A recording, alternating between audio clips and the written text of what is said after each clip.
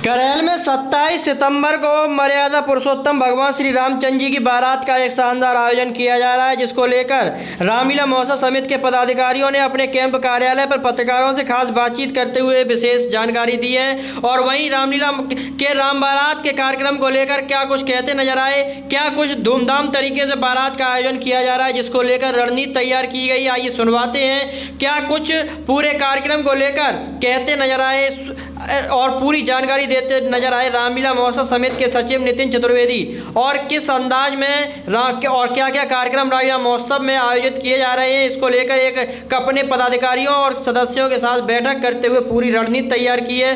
करेल में भव्यता के साथ 27 सितंबर को मर्यादा पुरुषोत्तम रामचंद्र जी की बारात का आयोजन किया जा रहा है।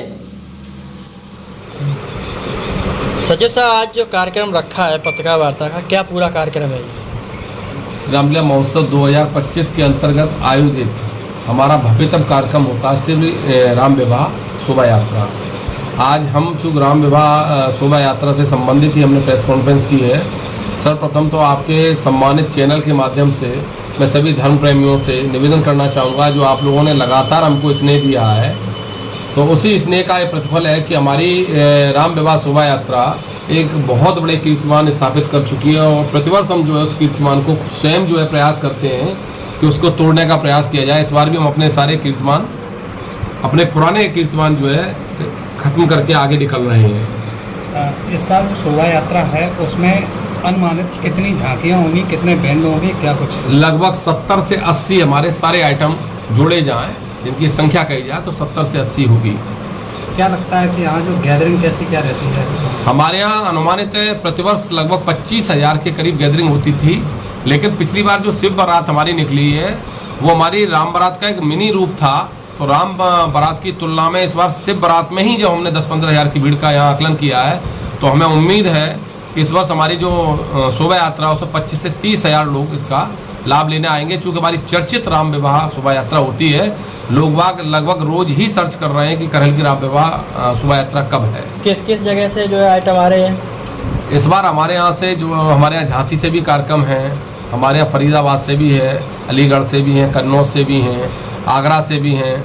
आगरा का किशोर बैंड हमारे यहाँ मुख्य राम डोले पे ही चलेगा। और हमने जो इसके आकर्षण के लिए कई प्रकार के आकर्षक डीजे बुलवाए हैं। डीजे भी एक से एक आकर्षक होंगे, और डीजे में हमारे में लाइटिंग को प्रमुखता दी गई है।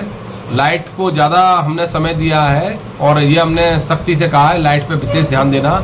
सबसे बड़ी बात है कि हमारे इस कार्यक्रम में ईश्वर की कृपा से राम जी के रथ के आगे विंटेज कार जो रोल्स रॉयस है वो आगे चलेगी, वो उसकी शोभा में 4 चांद लगाएगी, आकर्षक केंद्र रहेगी। ये कितने बजे शोभा यात्रा शुरू होगी? प्रतिवर्ष हमारी शोभा यात्रा लगभग 7 से 8 बजे के बीच में हमारे मुख्य अतिथि महोदय के द्वारा उनके समयानुसार चालू होती थी। पर इस वर्ष लोगों ने बहुत ज़्यादा प्रेशर बनाया, यात्रा बड़ी है, लंबी है, तो हमने उसके लिए निर्णय किया है कि हम हर सूरत पे 6 बजे पहला रथ निकालना प्रारंभ कर देंगे, जिससे कि उसको हम लोगों को सेट करने में ही 2 घंटे लग जाते हैं। इस बार जो आपके जो कार्ड छपे हैं वो देख रहे थे, और उसके अलावा प्रेस वार्ताएं भी हुई, उसमें भी देखा कि इस बार कुछ आपने नाम बदला है, जैसे कि शिव विवाह शोभा यात्रा रखा शिव बारात की जगह, ऐसे ही राम विवाह शोभा यात्रा जो निकलने वाली है उसका रखा। पहले राम बारात होती थी, अब जब हमारे बुद्धिजीवियों द्वारा हमको किसी चीज़ के लिए बताया गया कि असली चीज़ ये है, हमारे शास्त्रों में विवाह है, बारात नहीं है। आप हमारे किसी भी शास्त्र को उठाइएगा, रामायण को भी उठा के देखिएगा, क्योंकि ये रामलीला का मंचन ही रामायण के बेस पे होता है, तो उसमें इसका विवाह शब्द नहीं है, समझे? वो सॉरी, विवाह शब्द है, बारात शब्द नहीं है। कहीं भी आप राम बारात का आप उसमें आयोजन नहीं दिखा सकते, राम विवाह ही आयोजन दिखाया गया है। एक चुनौती आपके सामने और है कि जो है इस बार मैनपुरी में भी बहुत अच्छी राम बारात निकली, पड़ोसी जो है जसवंत नगर में भी बहुत भव्य कार्यक्रम होते हैं, लेकिन यहाँ जो है केवल 2-3 कार्यक्रम जो है भव्य होते हैं, बाकी के जो है सब फीके पड़ जाते हैं।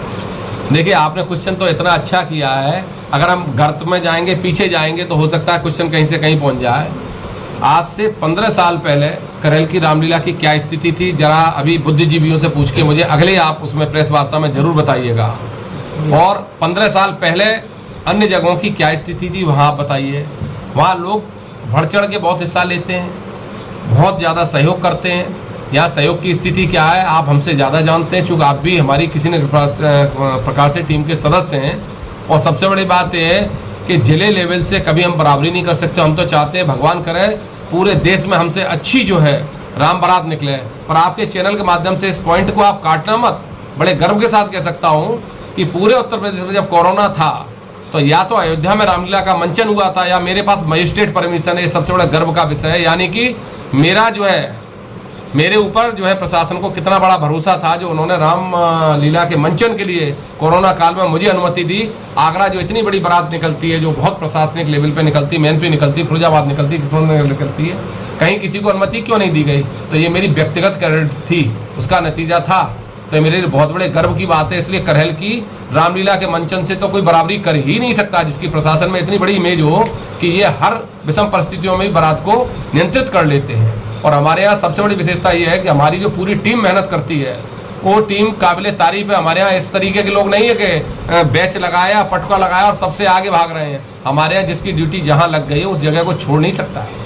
किस तरीके से ड्यूटी आप नियुक्त करते हैं? हर 10 झांकी पे हमारी ड्यूटी होती है। सबसे पहले हमारे जो टीम लीडर होते हैं, TL1 होगा, TL1 का मतलब टीम लीडर 1, उसके साथ जो जितनी झांकियों की संख्या होगी उतने ही लोगों की हमारे साथ ड्यूटी होगी। जैसे 10 झांकी के बाद लगेंगे तो फिर 10 के बाद TL2 होंगे, जो एक निरीक्षक की हैसियत होती है। वो इस तरीके से हमारे एक व्यक्ति बहुत जिम्मेदार होगा, बाद बाकी अपनी टीम को लोग संभालेंगे। कई IPS IAS अधिकारी जो है आपकी टीम में जो है सदस्य बने हुए हैं। बिल्कुल, आप ये मेरा सौभाग्य है कि उन्होंने हमारे एक तरीके से मान के चलो कि रामलीला परिवार को इतना महत्व दिया कि जो उसका सदस्य बनने के उन्होंने लिखित पढ़त में मुझे स्वीकृत प्रदान की। मेरे लिए बहुत बड़े सौभाग्य की बात है।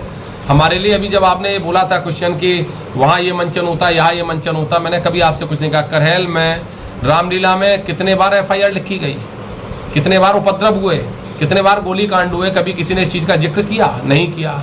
मैंने किस विषम परिस्थितियों में इसको संभाला है, हमारी टीम ने कौन सा संघर्ष नहीं किया है, हमको किस तरीके से परेशान नहीं किया गया, हमने उसका भी कभी जिक्र नहीं किया।